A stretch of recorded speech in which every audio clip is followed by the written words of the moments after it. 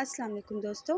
कहानी शुरू होती है तो हम एक कारपेंटर को देखते हैं जो कि बहुत मेहनती होता है और वो अपने लिए कुछ करना चाहता है, लेकिन वो अपनी गुर्बत की वजह से अपने लिए कुछ कर नहीं पाता। एक दिन उसको एक आइडिया आता है कि क्यों ना मैं एक पपेट शो स्टार्ट करूं, लेकिन उसको पपेट शो के बारे में कोई आइडिया नहीं होता, जिसकी वजह से वो लोगों से आइडियाज़ लेने लगता है।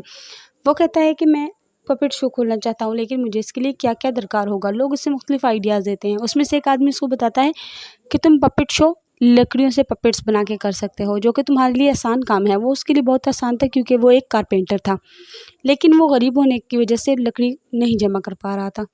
इसके साथ ही वो एक आदमी के पास जाता है और वो उसे एक लकड़ी का टुकड़ा दे देता है। उस लकड़ी के टुकड़े से वो अपने लिए पपेट बना सकता था। वो लकड़ी मूव कर रही होती है और वो उसे देख के बहुत खुश होता है। वो उसे घर ले आता है और उसके ऊपर अपनी कारीगरी का मुज़ाहिरा करता है। जब वो उसे कारीगरी के ज़रिए से पपेट्स बनाने लगता है तो वो बिल्कुल इंसान की शक्ल डाल लेता है। वो एक इंसान जैसा पपेट बना लेता है। उस कारपेंटर का दुनिया में कोई भी नहीं होता, जिसकी वजह से वो उस पपेट के साथ बातें करने लग जाता है और उस पपेट को बताता है कि तुम एक पपेट नहीं हो बल्कि तुम मेरे बच्चे हो। वो उसे रेड कलर के कपड़े पहनाता है और उसे कहता है कि तुम मुझे अपना फ़ादर कहो, और वो वाकई से फ़ादर कह देता है, जिसकी उस कारपेंटर को बिल्कुल भी उम्मीद नहीं थी। लेकिन वो उसे फ़ादर कह के बुलाता है। वो बहुत खुश हो जाता है और वो उसे वाकई अपना बेटा मानने लग जाता है। वो उसे कपड़े पहनाता है, लेकिन वो कारपेंटर से बहुत दूर भागने लग जाता है। भागते भागते वो उसे पकड़ ही नहीं पाता। आखिर में जब वो घर आता है तो एक ग्रीन कलर का क्रिएचर उसको कहता है कि देखो, तुम अपने फादर की बात मानो, तुम ऐसा क्यों कर रहे हो। वो कहता है कि तुम कौन हो, जाओ अपना काम करो। उसे सर्दी लगी होती है और वो आके आग के करीब बैठ जाता है। जब वो आग के करीब बैठ जाता है तो उसकी आँख लग जाती है। आँख लगते ही जब वो उठता है तो उसके पाँव जल चुके होते हैं और वो नीचे गिर जाता है। उसके बाद वो कारपेंटर के पास जाता है और उसे कहता है कि प्लीज़ मेरे पाँव बना दो, मैं दोबारा से चलना चाहता हूँ। कारपेंटर उसे कहता है कि मैं तुम्हारे पाँव एक शर्त पे बनाऊँगा कि तुम मेरी बात मानोगे और स्कूल जाओगे। वो कहता है कि ठीक है, मैं तुम्हारी सारी बातें मानूँगा और मैं स्कूल भी जाऊँगा। कारपेंटर उसके दोबारा से पाँव बना देता है और उसके लिए बुक्स लेने के लिए जाता है, लेकिन उसके पास पैसे नहीं होते, इसलिए वो अपने कपड़े बेच देता है। कपड़े बेचकर वो उसके लिए बुक्स ले आता है और उसका नाम पिनोकियो होता है। पिनोकियो के लिए वो बुक्स ले आता है और उसे स्कूल छोड़ने के लिए जाता है। लेकिन जब वो उसको स्कूल छोड़ने के लिए जाता है, रास्ते में वो देखता है कि एक टेंट लगा हुआ है। वो अपने फादर से पूछता है कि इस टेंट के अंदर क्या है। वो कहता है कि यहाँ पे एक पपेट शो होने वाला है। तो वो कहता है कि मैं भी ये पपेट शो देखना चाहता हूँ, लेकिन उसके फादर कहता है ठीक है, तुम देख लेना, लेकिन पहले तुम्हें स्कूल जाना चाहिए, ये तुम्हारे स्कूल जाने का टाइम है। वो उसे स्कूल छोड़ने के लिए जाते हैं, लेकिन वो स्कूल से बाहर आ जाता है और अपनी बुक्स को बेच कर उसके साथ अपने लिए एक टिकट खरीद लेता है। वो पपेट शो देखने के लिए जाता है। वहाँ पे जब वो देखता है कि लकड़ी के बहुत सारे पपेट्स होते हैं और वो उसी की तरह के होते हैं, वो स्ट्रिंग से मूव कर रहे होते हैं। वो जब उन पपेट्स को देखता है कि ये मेरे जैसे हैं, वो उन्हें देख के बहुत खुश होता है। वो उनके पास जाता है और उन्हें गले लगा लेता है। इसके साथ ही पपेट का ओनर उसे देखकर बहुत ही हैरत होती है कि ये कैसा पपेट है जिसके साथ कोई स्ट्रिंग ही नहीं है। वो शो बंद कर देता है और उस पपेट को अपने साथ घर ले आता है।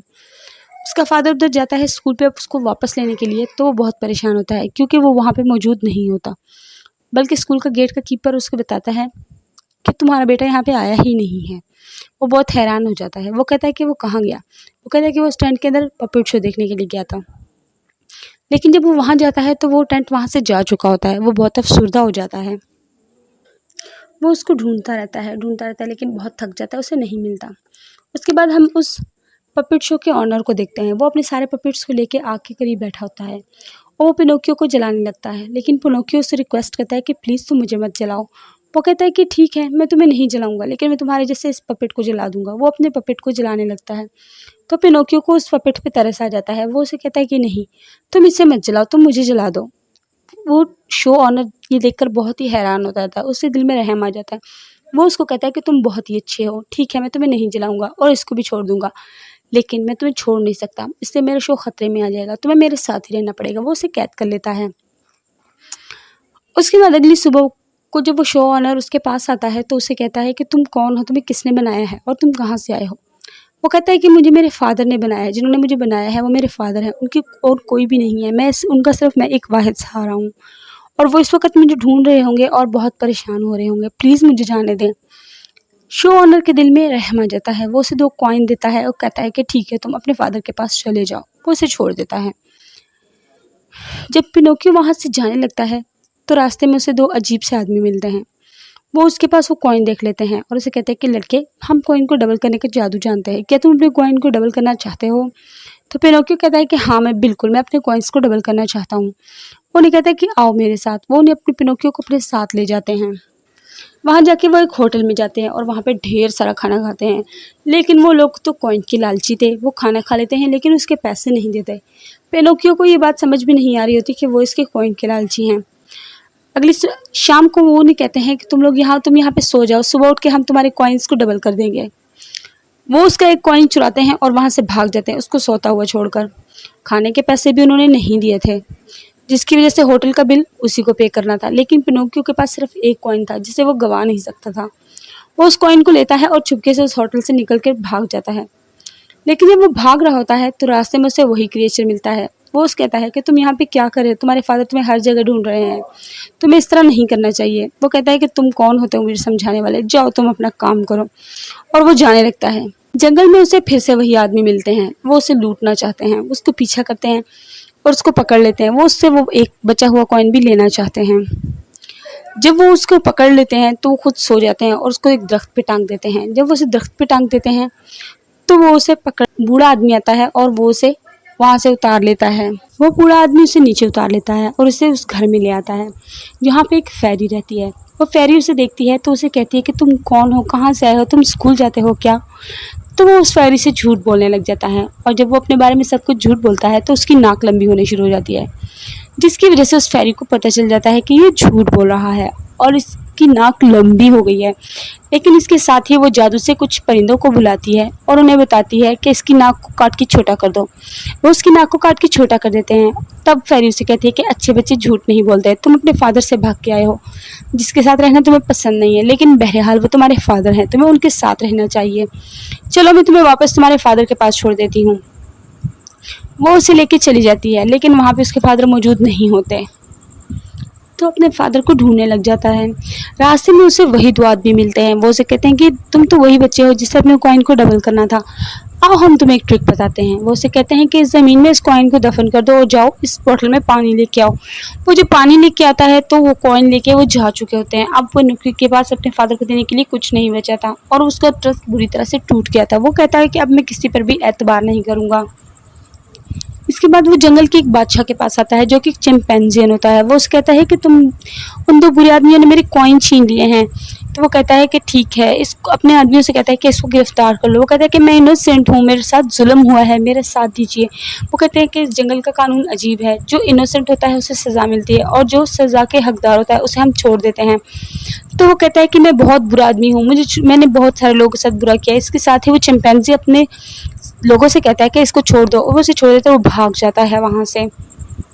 इसके साथ ही वो फिर से अपने फादर को ढूंढने के लिए आता है अपने घर, लेकिन वहाँ पे उसे उसके फादर नहीं मिलते। वहाँ पे उसे एक आदमी कहता है कि तुम्हारे फादर तुम्हें ढूंढते ढूंढते यहाँ से कब के जा चुके हैं और वो अब यहाँ नहीं रहते हैं।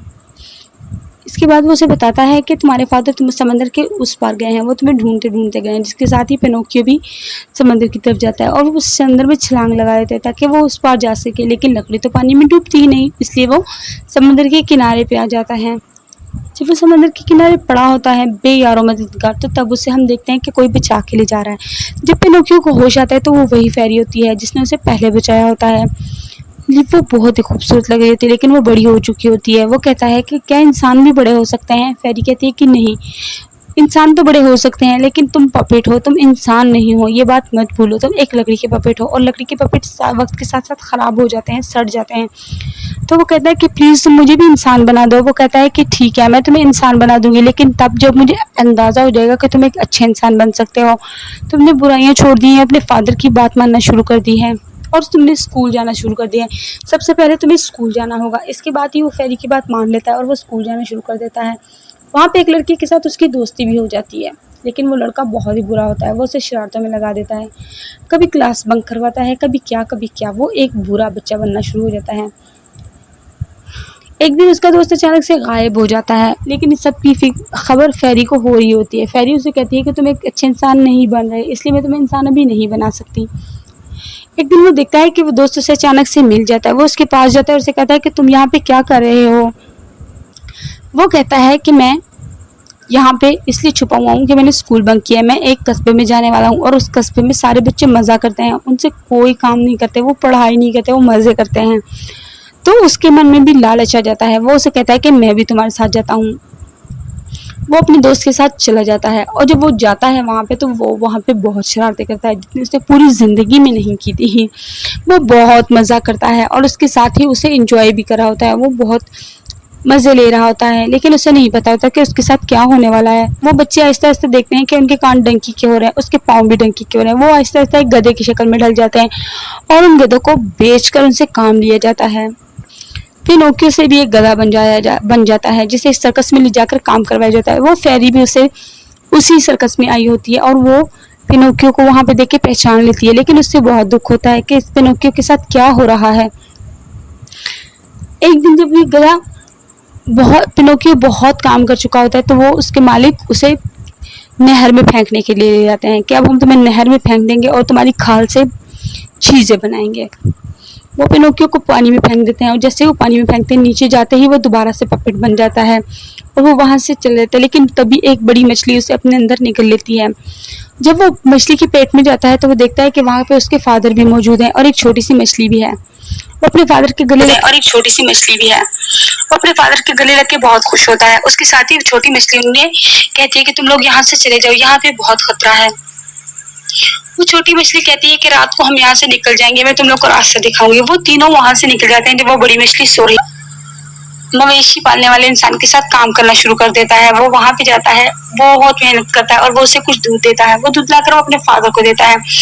उसका फादर बहुत खुश हो जाता है कि मेरा बेटा आखिरकार मेरे काम आ रहा है। इसके बाद वो मेहनत करना शुरू कर देता है, काम करता है, दिन रात काम करता है और जो भी उसे उजरत मिलती है वो लाकर अपने फादर को देता है। उसका फादर उससे बहुत खुश हो जाता है। ये सब कुछ फेरी भी देख रही होती है। फेरी को फाइनली इस बात का रियलाइजेशन हो जाता है कि अभी पिनोकियो एक अच्छा बच्चा बन चुका है, इसलिए वो उसे इंसान बना सकती है। तो वो उसे एक इंसान के बच्चे में बदल देती है और खूबसूरत। इसके साथ ही वो उसे कहती है कि तुम अब अपने फादर की खिदमत कर सकते हो। वो अपने फादर के पास जाता है, उसके गले लग जाता है और वो कहता है कि मैंने अभी मेहनत करना शुरू कर दिया, मैं आपके काम आ सकता हूँ, मैं आपका बेटा हूँ, अब मैं इंसान हूँ, मैं बड़ा हूँगा और आपका सहारा बनूंगा। वो बहुत खुश हो जाता है। उनके फादर से गले लगा लेते हैं कि उसे असली में एक बेटा मिल गया और इसके साथ ही इस कहानी का एंड हो जाता है। दोस्तों, ये कहानी उम्मीद करती हूँ कि आपको अच्छी लगी होगी। कमेंट सेक्शन में हमें जरूर बताइए। शुक्रिया। मैं उम्मीद करती हूँ कि आपको ये वीडियो अच्छी लगी होगी। अगर आपको ये वीडियो अच्छी लगी है तो इसको लाइक करें, अपने दोस्तों के साथ शेयर करें और कमेंट करें। और अगर आप हमारे चैनल पे नए हैं तो हमारे चैनल को सब्सक्राइब करें और बेल आइकन को प्रेस करना बिल्कुल मत भूलें ताकि हमारी आने वाली तमाम वीडियो आप तक पहुँच सके। शुक्रिया।